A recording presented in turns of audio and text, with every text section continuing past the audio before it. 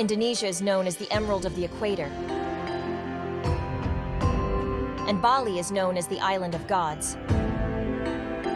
On this island, that ASGO Asian Society Gynecologic Oncology will hold its annual meeting from 29 November to 1st December 2024. The event will be held at the Bali Nusa Dua Convention Center, a well-known venue for international events, with a capacity of 1,000 participants and modern infrastructure to host world-class meetings. Bali is easily accessible. Many international airlines fly to Bali. The ASGO Symposium will be divided into 4 rooms, while the workshop will be divided into 2 rooms, Bit Deck and Venue. This is the ASGO to your local committee.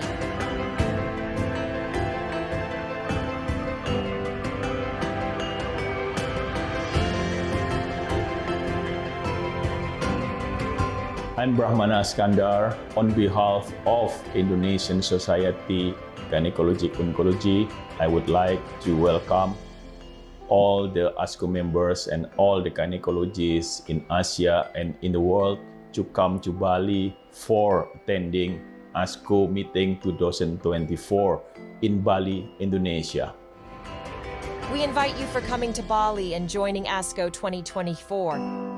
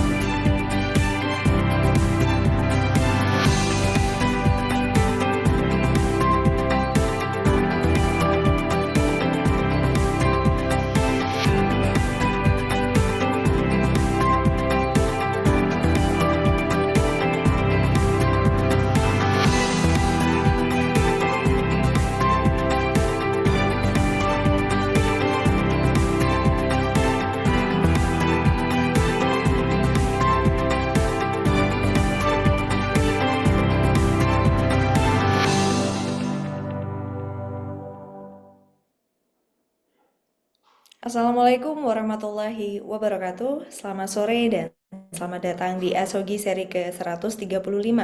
Apa saja kutanya Himpunan Onkologi Ginekologi Indonesia.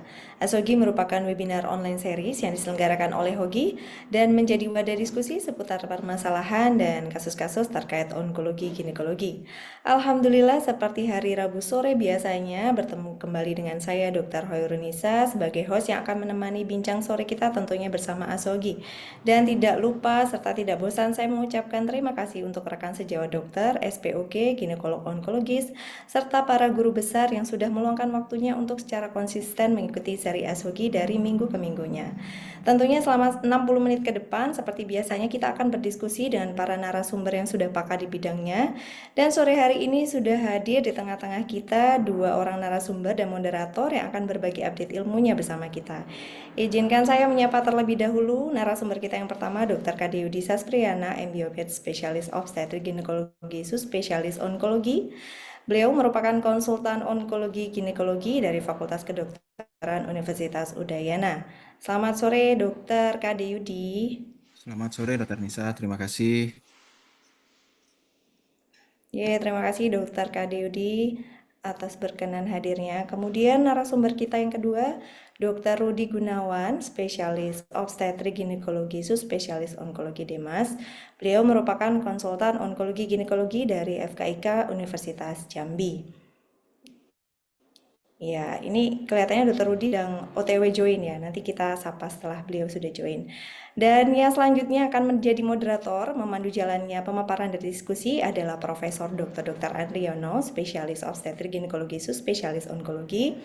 Beliau merupakan konsultan onkologi ginekologi dari Fakultas Kedokteran Universitas Indonesia. Assalamualaikum, Prof. Andri. Waalaikumsalam warahmatullahi wabarakatuh. Selamat sore, Mbak Nisa. Matur nuwun, Prof. Selamat sore, Prof. Matur nuwun rawuhnya. Baik, untuk para peserta Asogi, jangan lupa untuk mengakses akun pelataran sehatnya, kemudian join Zoom-nya sampai akhir karena kehadiran akan tercatat secara otomatis melalui sistem Zoom. Kemudian mohon bersabar untuk menunggu verifikasi karena verifikasi akan dilakukan H+1 setelah acara ini berlangsung dan pembelajaran bisa diselesaikan maksimal hari Jumat tanggal 23 Agustus 2024. Untuk seluruh peserta bisa berinteraksi secara aktif seperti biasanya. Bila ingin mengajukan pertanyaan secara langsung bisa menekan tombol raise hand terlebih dahulu. Atau mungkin bila ingin mengajukan pertanyaan bisa langsung menuliskan di fitur Q&A yang sudah kami sediakan. Baik, di bulan Agustus ini kita melanjutkan perbincangan tentang mola hidatidosa dan pada sore hari ini akan membahas mengenai bagaimana follow up dan kontrasepsi pada pasien dengan mola hidatidosa. Namun sebelum kita memulai diskusi kita sore hari ini, izinkan saya mengundang terlebih dahulu Ketua Hogi untuk membuka dan memberikan sambutan pada acara Sogi kepada Dr. Brahmana Askandar, spesialis obstetrik ginekologi, spesialis onkologi, kami persilahkan. Ya, Assalamualaikum warahmatullahi wabarakatuh. Selamat siang. Pertama-tama yang saya hormati, ini guru saya, Prof. Andriono. Selamat siang, Prof. Assalamualaikum. Kemudian Dr. Kade di Bali, Dr. Rudi Gunawan di Jambi, ada Bu Sekjen yang awal acara ini, Dr. Tovan di Jakarta, ada host Dr. Koirunisa di Surabaya, dari seluruh penjuru Indonesia ya, itunya ya. Kemudian saya juga menyapa dari semua peserta setia Asogi. Kenapa saya nyebut peserta setia Asogi? Karena dari beberapa peserta Asogi banyak, itu artinya selalu menanyakan, kalau kita itu belum share gitu, menanyakan apa acara Asogi, bagaimana joinnya dan lain-lain sebagainya. Terima kasih banyak ikut acara Asogi. Kemudian saya juga mengingatkan ASKO punya acara 29 November sampai 1 Desember di Bali. Kalau ingin para peserta semua merasakan istilah sekarang itu vibe ya, vibe-nya seminar offline internasional begitu ya. Karena vibe-nya, suasananya mungkin berbeda ketika online, jadi full offline ya. Nah, kembali ke topik Asogi, nanti sudah dirancang 3 bulan ke depan, dan nanti habis ini Hoki punya acara yang agak berbeda. Kalau ini hanya 1 jam tanya jawab begitu, nanti ada acara teaching class namanya. Teaching class itu setiap minggu juga, tetapi pembicaranya lebih dari 1 itu ya. Mungkin 3, mungkin 4 begitu, tapi lebih mendalam pembahasannya ya. Nanti akan diumumkan oleh Bu Sekjen dan sekretariat kita. Demikian dari saya, salam semangat 24 jam, begitu katanya ya, salam semangat 24 jam. Mudah-mudahan acara ini barokah bagi kita semua. Salam hormat saya, wassalamualaikum warahmatullahi wabarakatuh. Waalaikumsalam. Waalaikumsalam warahmatullahi wabarakatuh. Terima kasih Dr. Brahmana yang sudah berkenan untuk membuka acara Sogi sore hari ini. Baik, selanjutnya kita memasuki acara pemaparan dan juga diskusi yang akan langsung dipandu oleh moderator kita kepada Profesor Dr. Andriono, spesialis obstetrik ginekologi, spesialis onkologi, kami persilakan. Monggo, silakan Prof. Andri. Oke, terima kasih. Assalamualaikum warahmatullahi wabarakatuh. Selamat sore. Salam sejahtera untuk kita semua. Hari ini 2 orang panelis, yaitu Dr. Yudi dan Dr. lupa aku namanya ini. Dr. Rudi ya. Tapi kan Dr. Rudi yang senior, saya kira kita paparkan dulu ya masalahnya dari Dr. Yudi ya. Dr. Yudi silakan 10 menit untuk menyampaikan masalah kontrasepsi pada pasien mola pasca kuret ya. Baru nanti Dr. Rudi yang kedua ya, karena Dr. Rudi lebih senior kan. Ya, silakan jadi. Ya. Baik, selamat sore Prof. Terima kasih banyak. Yang terhormat Prof. Andriono, Dr. Brahmana, Dr. Tovan, Dr. Rudi, semua guru-guru saya dan sejawat yang sudah hadir pada Asogi sore hari ini. Saya mohon izin untuk share screen.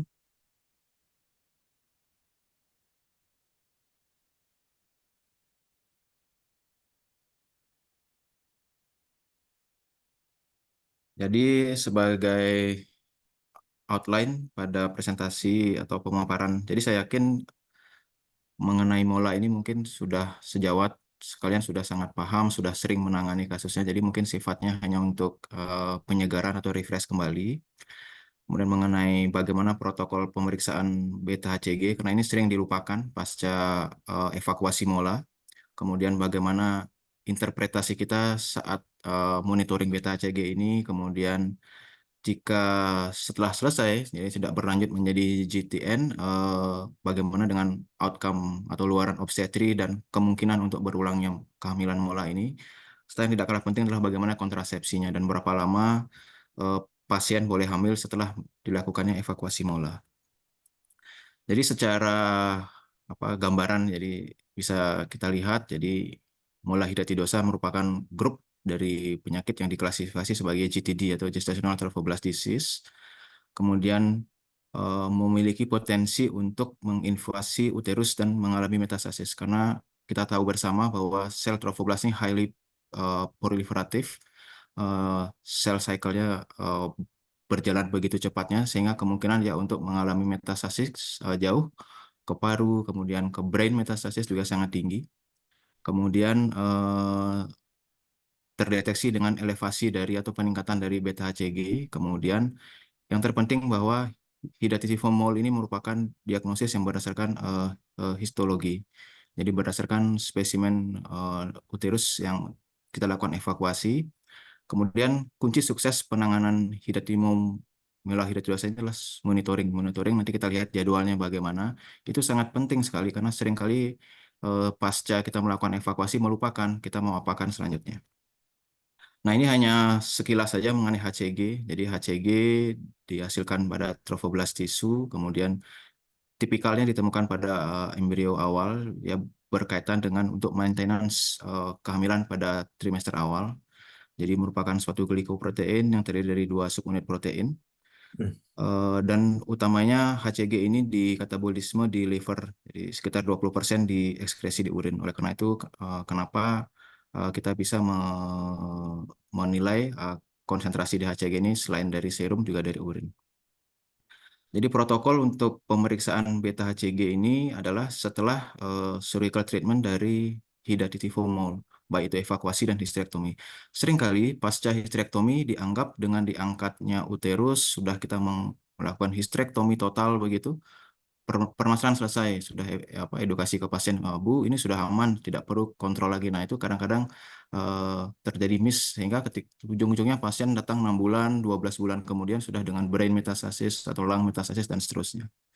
Jadi dilakukan setiap minggu. Jadi ini kalau kita melihat panduan, jadi setiap minggu sampai dengan dia tidak terdeteksi atau kita mendapati kriteria increasing dan plateau. Nah, kita lihat pada slide berikutnya.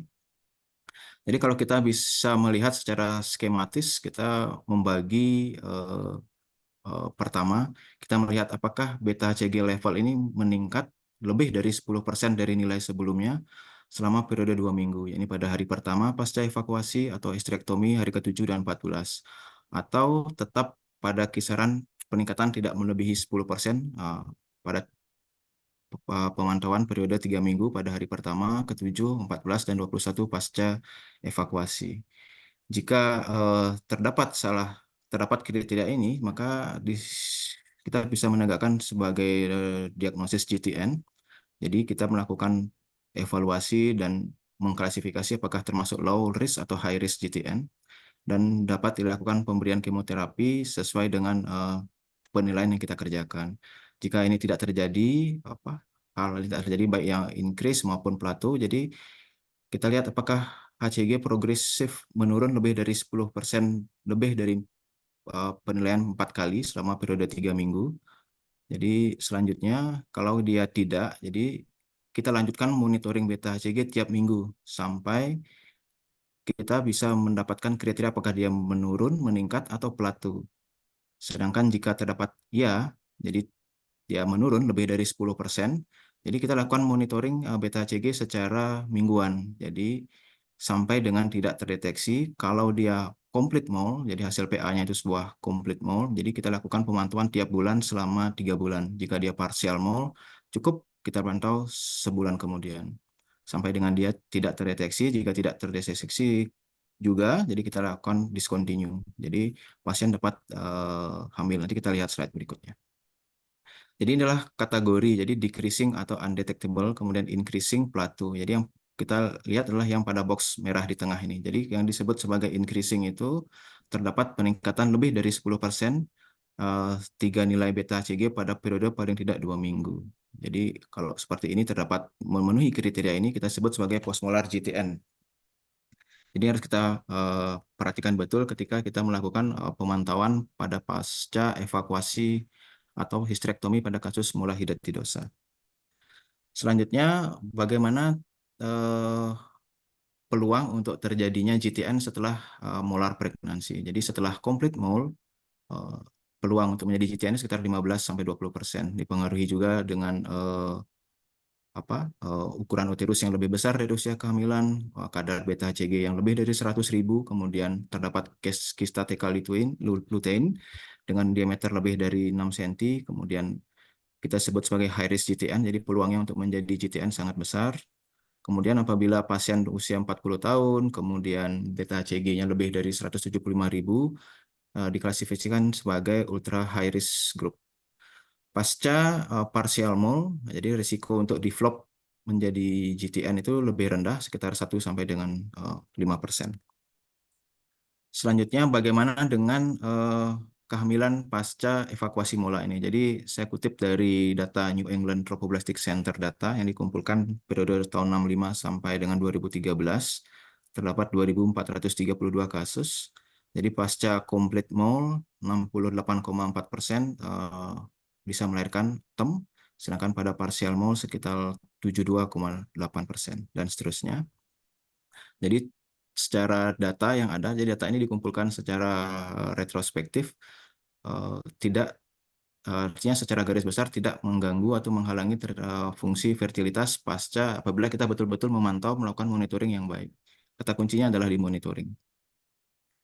Kemudian bagaimana manajemen kehamilan pada pasca kehamilan mola sebelumnya. Jadi apa yang harus kita waspadai? Misalkan pasien datang ke praktek, ya, riwayat kehamilan sebelumnya mola. Nah, apa yang harus kita pastikan? Jadi pada first trimester ultrasound kita harus mengkonfirm adanya atau mengkonfirm memang betul ini suatu kehamilan yang normal. Jadi bukan suatu repeated dari molar pregnancy.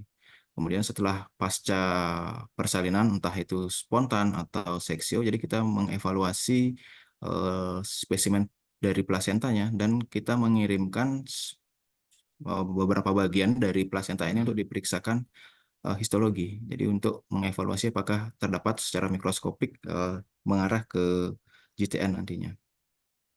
Kemudian dilakukan pemeriksaan beta HCG 6 bulan setelah selesai seluruh rangkaian persalinan, entah persalinan normal atau sesar. 6 minggu kemudian kita harus mengevaluasi beta HCG-nya. Karena itu tadi ada risiko dia untuk terjadi repeated molar. Nah ini frekuensi adalah repeated molar pregnancy setelah satu kehamilan molar sekitar 1,9. Begitu dia naik 2 kali begitu maka dia akan hampir 2 kali 15 hingga 17,5%. Maka yang terpenting adalah bagaimana kita mengedukasi, menjelaskan ke pasien tentang risiko-risiko ini. Jangan sampai pasien beranggapan ketika dia sudah selesai evakuasi mola, kemudian kita monitoring beta HCG dinyatakan baik, bahwa tetap ada peluang untuk terjadinya kehamilan mola yang berulang ini. Selanjutnya adalah mengenai kontrasepsi. Jadi kalau kita lihat di data, jadi dari data systematic review, meta-analisis, dibandingkan compare antara pasien yang hamil 6 bulan dan 12 bulan pasca dinyatakan GTN-nya sudah undetectable, kehamilan dengan jarak 12 bulan itu memberikan luaran atau outcome obstetrik yang lebih baik dibandingkan ketika kita memantau hanya 6 bulan. Jadi penting pada periode 6 bulan sampai 12 bulan ini kita memberikan kontrasepsi yang tepat kepada pasien. Jadi secara konsep bahwa ketika pasien menjadi hamil dalam periode ini, periode sebelum 12 bulan ini, maka kita akan sulit menginterpretasi beta HCG pada pasien apakah berkaitan dengan kehamilannya atau berkaitan dengan mola yang berulang pada pasien. Oleh karena itu kita harus memilihkan atau mengkonseling, mengedukasi pemberian kontrasepsi yang tepat. Pilihannya secara garis besar bisa kita melakukan barrier method dengan kondom atau diafragma untuk wanita maupun KW hormonal, jadi progestin only atau kombinasi estrogen dan progesteron. Dari beberapa kepustakaan dan jurnal penggunaan intrauterine device IUD itu memang tidak disarankan pada periode ini karena ketika terjadi bleeding itu akan sulit bagi klinisi, bagi kita untuk menilai apakah pasien kita ini berkaitan dengan efek dari IUD-nya atau ada kondisi yang berkaitan dengan kehamilan mola sebelumnya. Jadi sebagai take home message adalah kadar beta HCG ini harus kita periksa sampai terpenuhi kriteria undetectable, plateau, atau terjadi increasing. Jadi harus well documented dan harus well informed ke pasien. Kemudian menggunakan kontrasepsi yang reliable selama periode monitoring. Kemudian yang ketiga, complete mole memiliki risiko yang lebih besar dari partial mole untuk menjadi GTN. Yang keempat, pasien dengan repeated molar pregnancy maka akan memiliki peluang untuk menjadi GTN di kemudian hari. Jadi terus kita juga baik-baik atau dengan gamblang menjelaskan ke pasien. Dan yang paling penting adalah bagaimana kita mengkonseling dan mengkomunikasikan karena tidak mudah bagi pasien untuk datang secara periodik sesuai dengan skema tadi ke poliklinik untuk kontrol karena kadang-kadang pasien malas tidak mau merasa dirinya sudah sehat apalagi kalau dia berhasil hamil dalam periode itu dia akan lebih senang begitu. Jadi itu yang harus kita jelaskan betul kepada pasien karena sesungguhnya ketika dia sudah transform menjadi GTN akan sulit. Nanti kita harus bisa menjelaskan bahwa perjalanan menjadi GTN ini atau GTN yang lebih parah, stadium yang lebih tinggi itu bisa kita mitigasi dengan melakukan pemantauan yang tepat. Mungkin demikian yang dapat saya sampaikan. Terima kasih. Terima kasih, Dokter Kadek. Saya lanjutkan dengan Dokter Rudi. Silakan, Dokter Rudi. Itu pemaparannya. Ya, terima kasih, Prof. Ya. Izin share.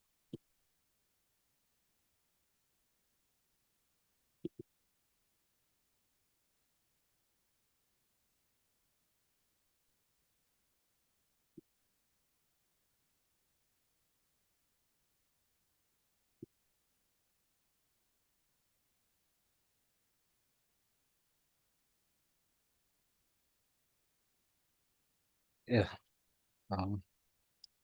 ya saya di sini ya, sebenarnya sudah banyak disampaikan oleh Dr. Kadek tadi, Prof. Nah, jadi saya hanya menekan pada item-item tertentu aja, terutama karena kita masih banyak dapat neglected dari rujukan-rujukan. Ya. Nah, mungkin kita di sini saya menekankan ya balik ke insidensi ya, bahwa ada beranggapan bahwa kemarin sudah dijelaskan juga bahwa ya, sebagian dari besar DTN terjadi pada mola pregnancy, tetapi mereka kan dapat juga terjadi dari kehamilan lainnya. Karena ada beberapa kasus yang kita dapat, yaitu ternyata dari KIT maupun dari abortus income atau ini, ya kehamilan eterm juga malah pernah. Ya. GTN sendiri ya lebih tinggi ya kejadiannya. Maaf, maksudnya komplek ya, complete hydatid mole itu lebih tinggi 15-20% akan menimbulkan kejadian GTN. Demikian juga pada parsial hydatid mole itu 0,51%. Nah, inilah yang harus kita antisipasi. Ya, antisipasi bukan berarti selesai kuret bersih tidak jarang dilakukan evaluasi, terutama daerah-daerah yang kadarnya tidak memiliki beta HCG. Tapi itu bagaimana usaha kita kan dapat mengevaluasi mungkin dari cara yang lain seperti zaman dulu ya waktu saya zaman koas ya dulu masih ingat HBS ya enhancement lewat kehamilan perdarahan itu kalau itu tidak ada masih tetap kita pakai. Nah ini sudah ya.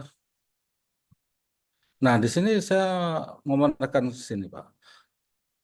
Dari Vigo, Cancer Report 2021, itu kan gestational trophoblastitis terdiri dari kalau dulu kan malignan disebut ini, terdiri atas malignan dan benign dan malignan. Kalau sekarang kan kita pakai premalignan, ya karena sama dengan kasus-kasus dulu PIB ada PR ringan, karena dianggap ringan maka cuek kadang.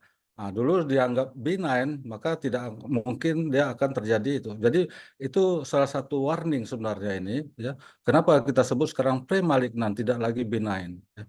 Karena hidatotmol sendiri, ya, itu ya 80% ya dari maksudnya ini ya, complete mall ini 80% dari keseluruhan GTD, yang dimana dia 15-20% akan mengalami berkembang menjadi mola invasif, termasuk juga partial mom yang mungkin lebih kecil ya, parsial itu 1-5%. Nah, kalau sudah malignan, jadi kita tidak membahas karena ini sudah minggu depan nih porsinya untuk membahas malignan. Kita hari ini kan hanya untuk follow up, ya Pak. Karena follow up sangat penting, maka dibikin sesi tersendiri. Nah, saya pakai ini udah izin dari NCCN. Minggu kemarin sudah dibicarakan masalah ya persiapan, inisiasi dan treatment. Nah, mungkin kita di sini yang pembahasan kita ya bahwa melakukan monitoring. Ya. Nah, di sini dari NCCN sendiri bahwa dari adanya riwayat dan pemeriksaan 1 bulan atau inisiasi treatment ya atau HCG, itu di pemeriksaan HCG 1-2 minggu hingga normal. Kemudian menggunakan sistem hormonal, dia menyarankan kontrasepsi oral, ya hormonal kontrasepsi oral. Paling lama 6 minggu. Jadi sama seperti yang telah dijelaskan oleh Dr. Kadek tadi. Nah, ya sedangkan apabila temuan-temuan bahwa ditemukannya normal HCG level sampai 3 berturut-turut pemeriksaan, maka ini dianggap ya pemeriksaan 3 bulan kemudian selama 6 bulan. Jadi 12 bulan juga ya gitu. Demikian juga persisten HCG ada peningkatan plato atau meningkat ya. Jadi itu masuk GTN. Nah, GTN pembahasannya minggu depan ya. Nah, demikian juga pada finding pertemuan-temuan apabila ya 1 atau 2 indikasi bahwa pada mola tersebut ditemukan ada HCG level atau plato pada 4 pemeriksaan, nilai pemeriksaan selama 3 minggu ya, HCG level menjadi ini sama ya tadi yang disampaikan Dr. Kade ya, 10% dari 3 ini. Nah, dari WHO sendiri 2020 dia memasukkan di sini GTD ada PSN dan EPS, tapi ini sangat jarang sekali kasus yang sangat, jadi tidak jarang ada pembahasan masalah PSN dan EPS. Nah, ini sebenarnya sama ya tadi sebenarnya sama dokter ini, saya nggak usah ngulang.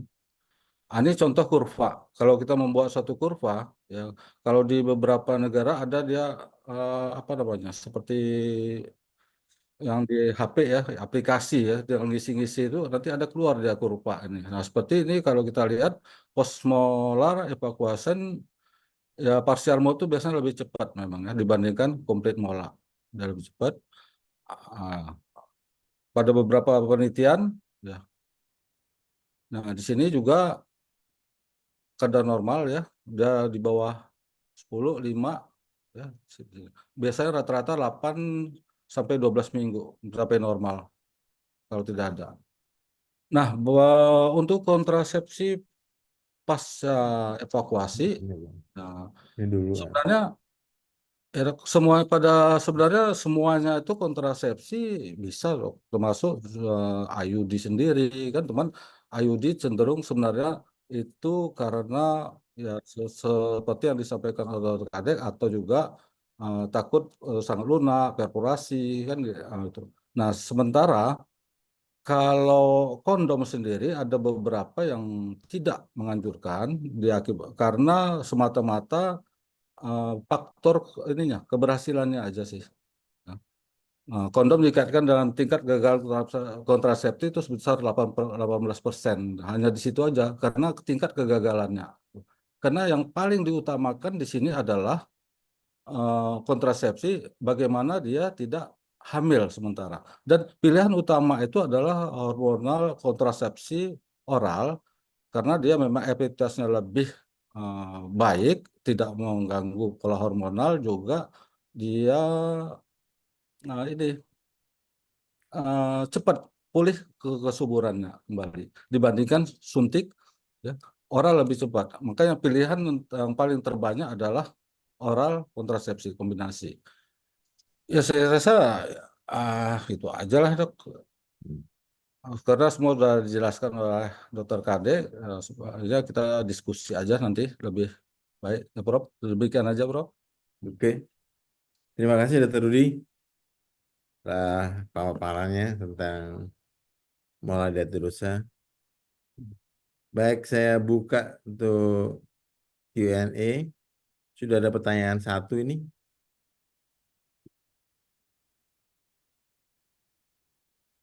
Sudah ada dua lagi ya. Pertanyaannya, Dr. Rudi, mengapa pilihan kontrasepsi hormonalnya harus oral? Mengapa tidak injeksi saja? Kadang-kadang pasien merasa malas untuk minum obat setiap hari. Ya, kalau berdasarkan dari perbandingan di berbagai studi itu memang semuanya hampir mengatakan oral kontrasepsi lebih baik karena dia lebih simpel, kemudian komposisinya juga yang hormonal bisa dipakai dan tingkat kesuburannya itu untuk pulih kesuburannya lebih cepat dibandingkan suntik yang kadang bisa suntik itu bisa memerlukan waktu 1 tahun kadang. Kalau oral gitu stop 2 minggu bisa kesuburan pulih. Mungkin pertimbangannya itu, Bro. Sebenarnya mana yang terbaik? Beberapa berpendapat bahwa ya memang yang terbaik itu adalah sebenarnya yang sesuai dengan kondisi pasien dan juga keinginannya. Misalnya dia lebih senang dengan suntik, memang mau jangka panjang, ya memang lebih baik suntik daripada kontrasepsi oral. Jadi di sini adalah penggunaannya dan mungkin kenyamanan. Karena belum tentu kita sebut bahwa oral lebih baik dibandingkan IUD.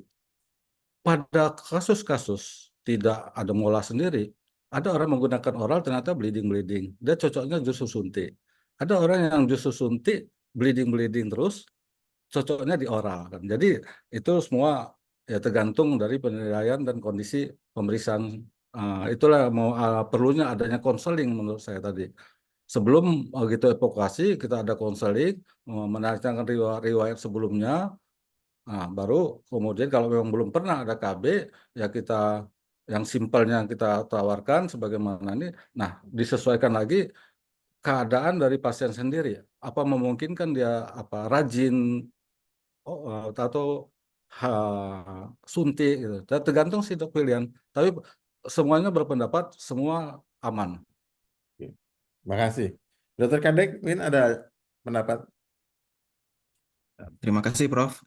Kurang lebih sama dengan Dr. Rudi, Prof. Hanya mohon izin saya menambahkan sedikit. Kalau melihat data studi yang ada sebelumnya yang melihat efektivitas penggunaan kontrasepsi berkaitan dengan karena sinyalemen dari beberapa hipotesis sebelumnya bahwa penggunaan kontrasepsi hormonal itu akan mempengaruhi penurunan kadar beta CG. Jadi dengan asumsi bahwa akan lebih besar peluang pasien yang menggunakan kontrasepsi hormonal ini menjadi GTN. Namun dari studi yang dikumpulkan oleh New England Trophoblast Center selama periode yang lumayan lama tadi 63 hingga 2065 hingga 2013 tadi ternyata di sana disebutkan metodenya tidak hanya oral, jadi ada yang injeksi juga, kemudian ada yang IUD juga. Namun berdasarkan data tadi tidak ditemukan perbedaan antara pasien yang menggunakan metode-metode ini terhadap penurunan kadar beta CG. Namun kalau kita melihat review-review artikel yang terakhir berkaitan dengan pemilihan apakah dia oral atau injeksi, karena pasien mola itu umumnya secara data epidemiologi datang pada usia reproduksi. Pasti mereka ingin segera pulih, fungsi reproduksinya bisa segera hamil dan hilang dari trauma karena molanya. Tentu kita harus memilih seperti yang disampaikan Dr. Rudi tadi, kontrasepsi yang memiliki yang tidak terlalu lama pulihnya angka fertilitas pada pasien. Mungkin demikian, Prof. Terima kasih. Terima kasih. Jadi ada hal yang menarik tentang hormonal kontrasepsi ya. Saya undang sejawat saya Dr. Tatit, ada nggak Dr. Tatit? Dr. Tatit, tidak ada respon Dr. Tatit? Baik. Dr. Tatit itu S3-nya adalah pemberian estrogen pada pasien mola hidatidosa. Kebetulan saya sebagai kopromotor ya. Itu hasil penelitiannya adalah pemberian kontrasepsi hormonal estrogen yang mengandung estrogen itu lebih memberikan dampak terjadinya risiko perubahan menjadi degenerasi ganas. Ya. Sehingga salah satu anjurannya adalah kontrasepsi hormonal yang mengandung estrogen lebih baik ditinggalkan untuk pasien pasca mola. Ya. Saya Dr. Tatit nggak gabung nih, harusnya gabung bisa memaparkan hasil penelitian S3-nya. Ya. Saya kira itu ada juga penelitian lain juga. Memang estrogen itu merangsang terjadinya proliferasi pada sel-sel tubulas. Oleh karena itu sebaiknya kontrasepsi yang mengandung estrogen ditinggalkan kecuali kalau diberikan progesteron. Progesteron tidak masalah. Ya. Oke, selanjutnya ini ada pertanyaan lagi. Selamat sore, dari jurnal laporan yang ada, setelah berapa lama abortus berubah menjadi GTN? Kasus abortus apa yang berubah menjadi GTN? Silakan, Dokter Kadek dulu deh. Tadi Dokter Rudi, sekarang Dokter Kadek. Ya, terima kasih, Prof. Terima kasih atas pertanyaannya. Jadi, kalau dari laporan kasus dan jurnal yang ada mengenai tenggat waktu dari abortus, saya tidak tahu maksudnya abortus ini apakah abortus mola. Kalau kita bicara abortus, katakanlah abortus incomplete, begitu sudah dilakukan evakuasi dan seterusnya jenis abortus yang lain, tidak disebutkan mengenai periode waktu dia akan menjadi GTN. Namun sekali lagi bahwa predisposisi dari GTN-nya tidak hanya molar pregnancy. Jadi abortus, kemudian kehamilan normal pun ketika dipantau ke depannya ada berisiko untuk menjadi penyakit gestational trophoblast neoplasia. Namun persentasenya tentu akan lebih rendah. Namun ini berkebalikan, beranomali, biasanya umumnya akan menimbulkan gejala atau keluhan yang mungkin lebih berat dibandingkan yang berasal dari mola pada awalnya. Namun mola yang sudah mendapatkan penanganan yang baik. Jadi yang sepanjang yang saya baca mengenai jeda waktu, namun yang menarik dari beberapa jurnal yang saya baca mengenai abortus, kalau kita melihat mengacu ke negara-negara yang sudah established, yang sudah sarananya lengkap, setiap pasien yang pasca dilakukan ke evakuasi kuretase karena abortus disarankan untuk tetap dilakukan pemeriksaan histopatologi. Jadi dari sini kita akan bisa melihat bagaimana apakah cocok antara diagnosis kita dengan temuan PA. Namun seringkali kalau di kondisi kita mungkin yang belum bisa kecapai, tapi mungkin ke depannya mungkin bisa akan dengan banyaknya dokter patologi anatomi yang dididik gitu begitu. Jadi kita akan bisa kira-kira menyamai protokol yang disarankan di negara-negara yang sudah lengkap fasilitasnya. Mungkin demikian, Prof. Terima kasih. Dokter Rudi, ada komen tambahan?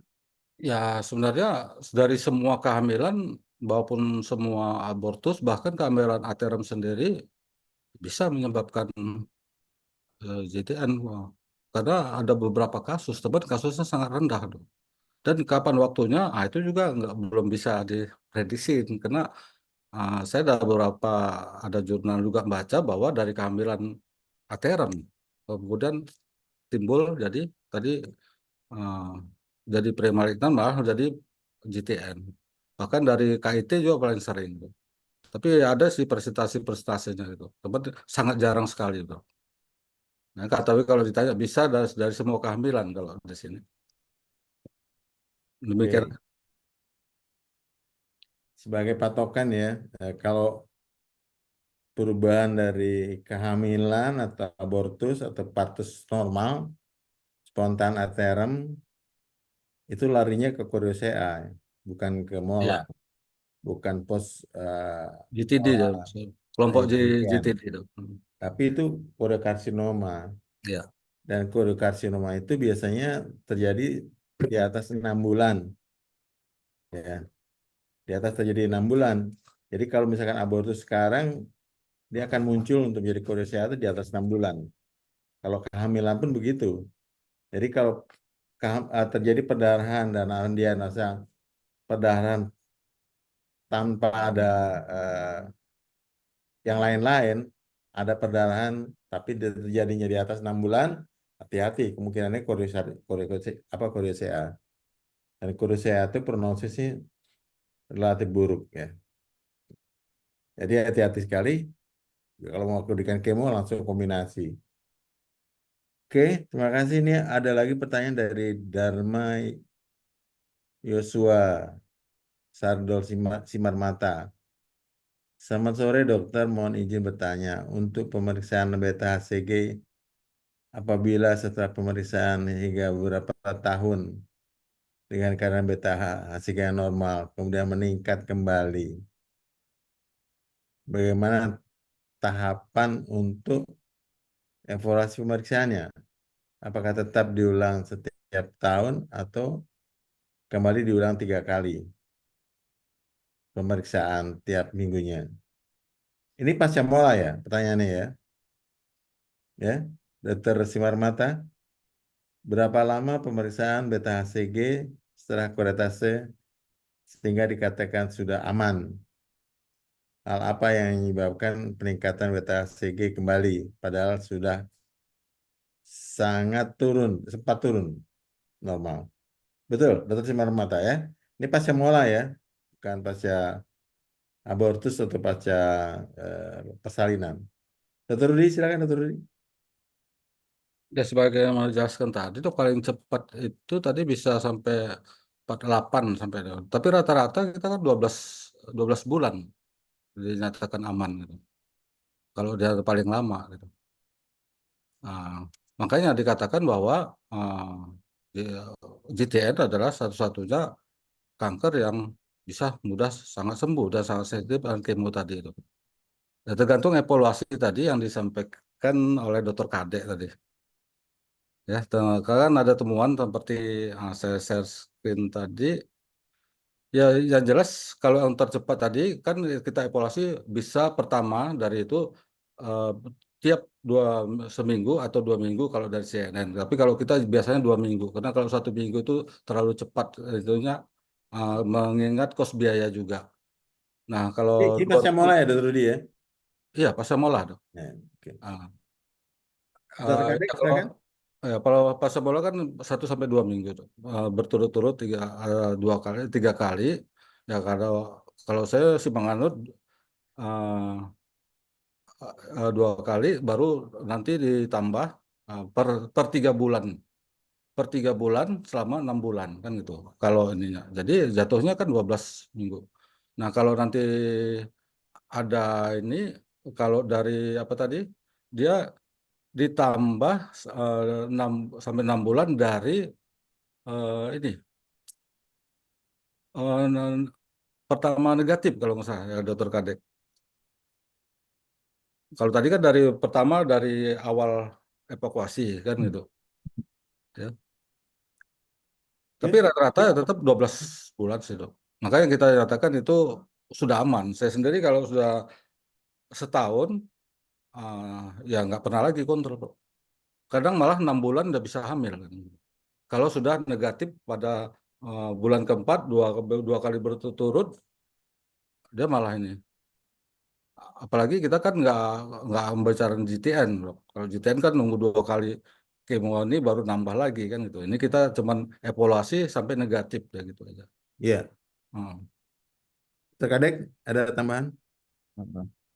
Terima kasih Prof. Saya izin menambahkan. Jadi konsepnya begini, begitu kita lakukan pemantauan beta HCG pada pasien pasca evakuasi mola, idealnya kalau kita kan bicara pasti berusaha sesuai dengan kondisi yang sebaiknya. Tapi di lapangan tentu kita bisa melakukan pemilah-milih kira-kira bagaimana kita melakukan tanda kutip modifikasi. Tapi kalau idealnya kita melakukan weekly. Weekly itu nanti kita lihat apakah dia decrease, plateau, atau increase. Selanjutnya ketika dia sudah tidak terdeteksi, sekali lagi tidak terdeteksi, sudah normal begitu dia nilainya mungkin range referral dari beberapa lab itu berbeda-beda, apakah 5 atau 2,3 seperti itu. Kita lakukan pemantauan kalau tergantung hasil PA-nya. Kita sekali lagi kita bicara pada tataran ideal. Jadi ketika selesai evakuasi atau selesai sterektomi dilakukan pemeriksaan PA.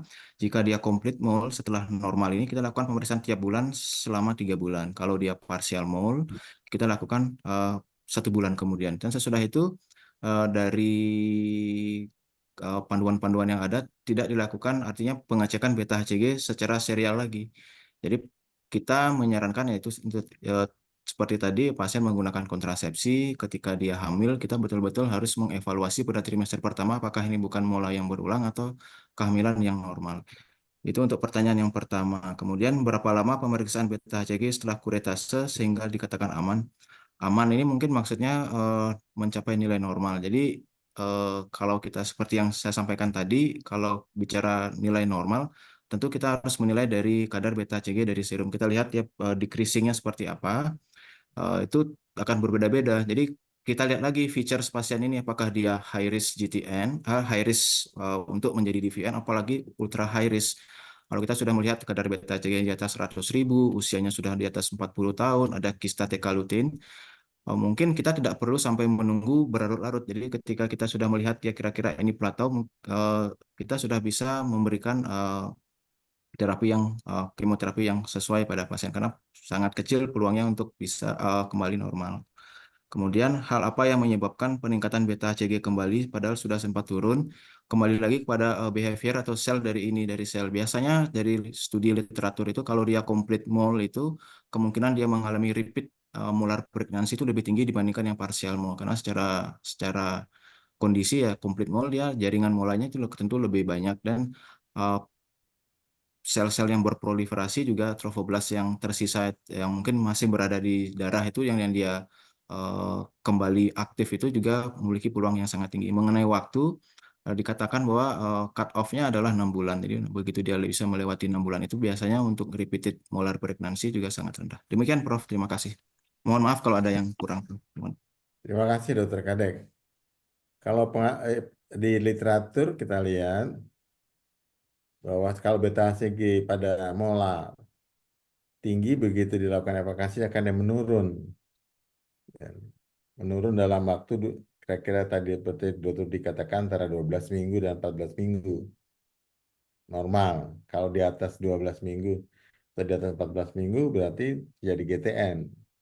Kalau sudah normal dengan 3 kali pemeriksaan normal kita itu berarti sudah aman ya. Hanya kalau untuk hamil harusnya 6 bulan setelah gitu. Setelah beta HCG-nya normal. Ya. Dokter Simarmanta masih ada yang mau ditanyakan? Ya. Tidak ada Dokter Simarmanta? Jadi tidak ada patokan diulangnya lah diulangnya pada posmola kecuali pada kurus CA. Biasanya kalau kurus CA malah beta HCG-nya normal atau sebulan kemudian dia naik lagi. Itu ciri-ciri daripada kurus CA itu. Ya. Oke, masih ada pertanyaan lagi?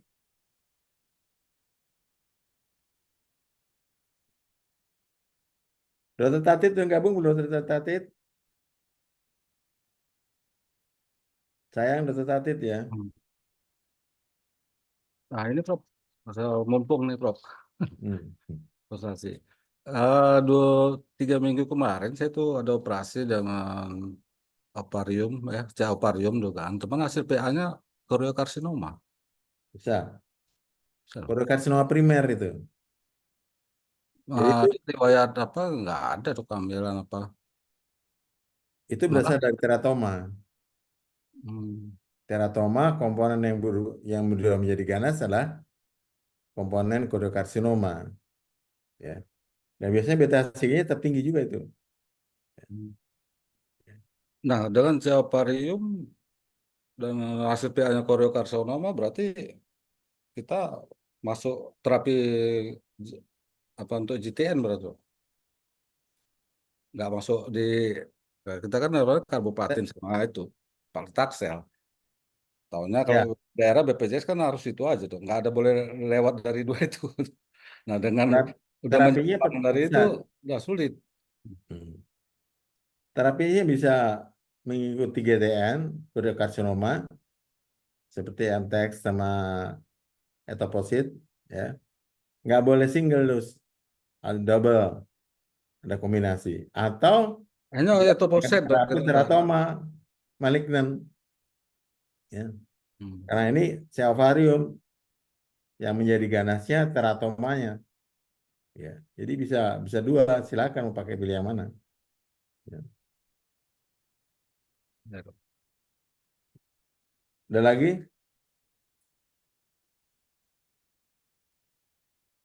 Gimana sejawat sekalian? Ada pertanyaan lagi?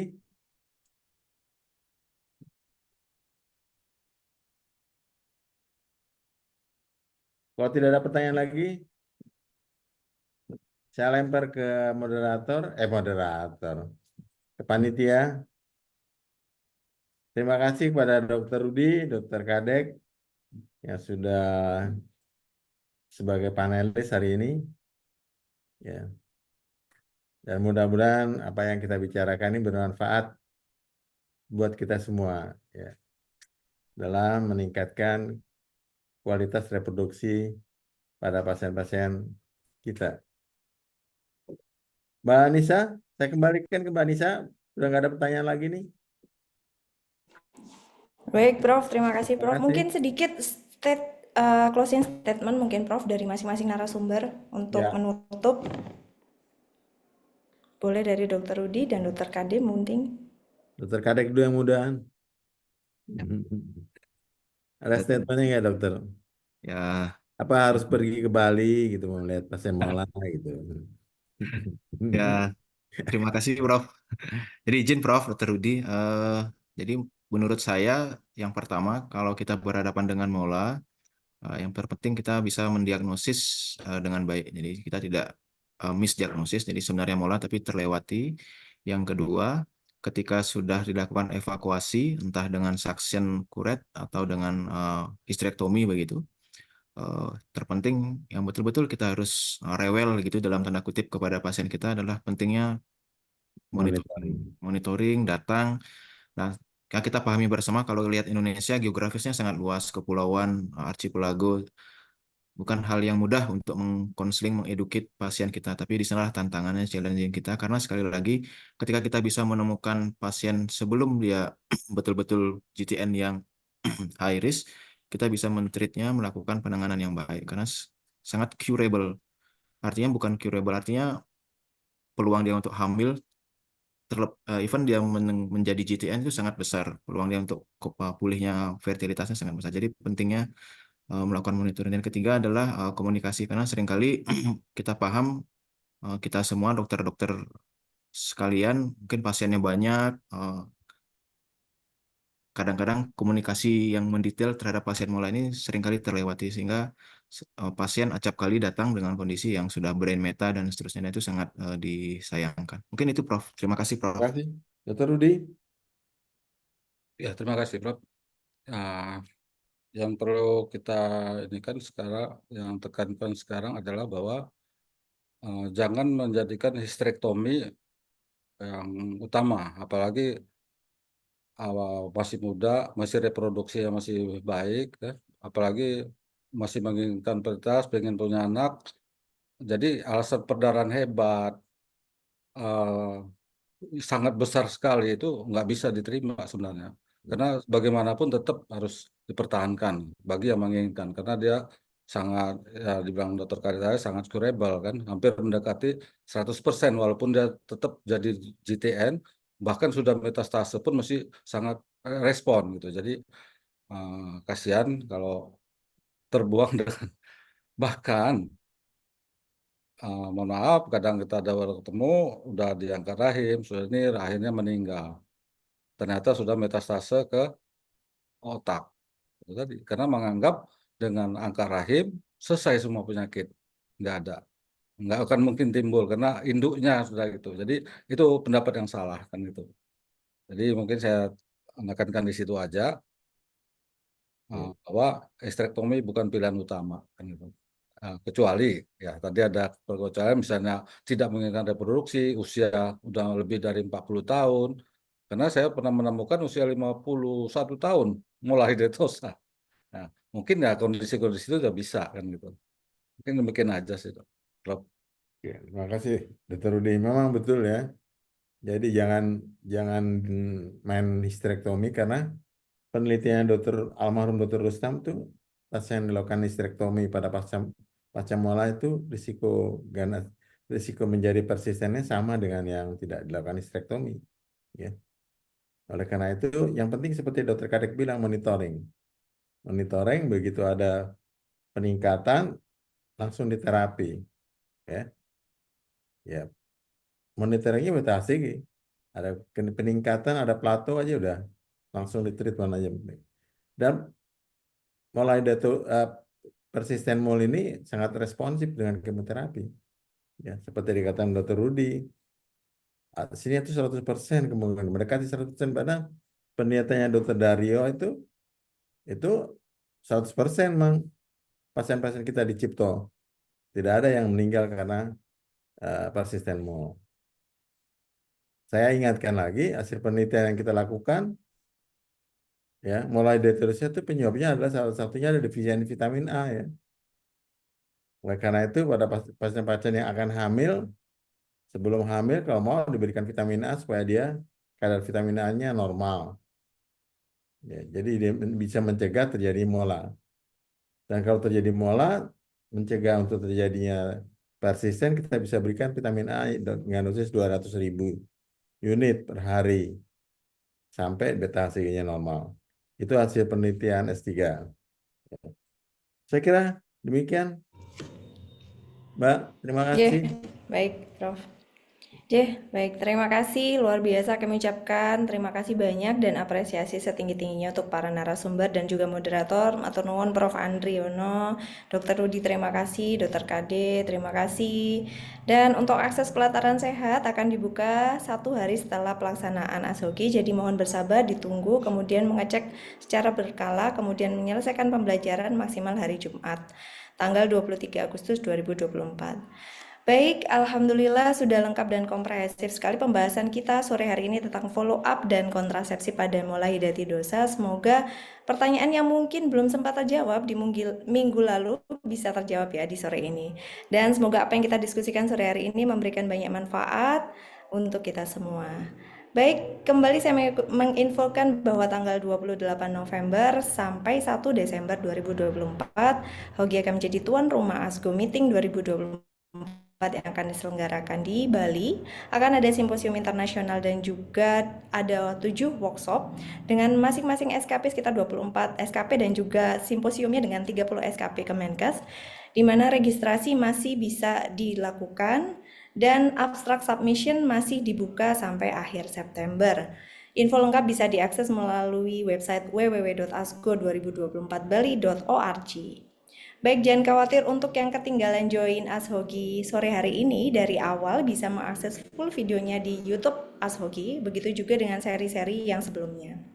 Terima kasih atas perhatian dan atensi seluruh peserta ASHOGI. Sampai jumpa di ASHOGI seri berikutnya. Kami izin undur diri. Wassalamualaikum warahmatullahi wabarakatuh. Terima kasih.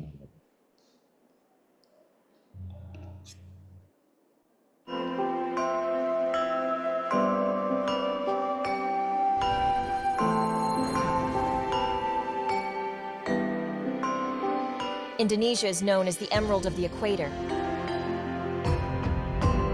and Bali is known as the Island of Gods. On this island, that ASGO Asian Society Gynecologic Oncology will hold its annual meeting from 29 November to 1st December 2024. The event will be held at the Bali Nusa Dua Convention Center, a well-known venue for international events, with a capacity of 1,000 participants and modern infrastructure to host world-class meetings. Bali is easily accessible. Many international airlines fly to Bali. The ASGO Symposium will be divided into 4 rooms, while the workshop will be divided into 2 rooms, Bit Deck and Venue. This is the ASGO to Local Committee.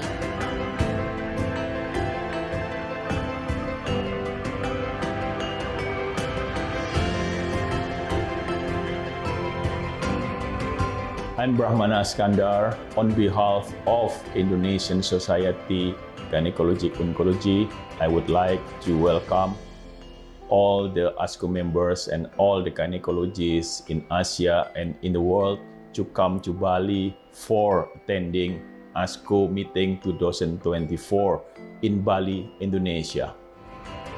We invite you for coming to Bali and joining ASGO 2024.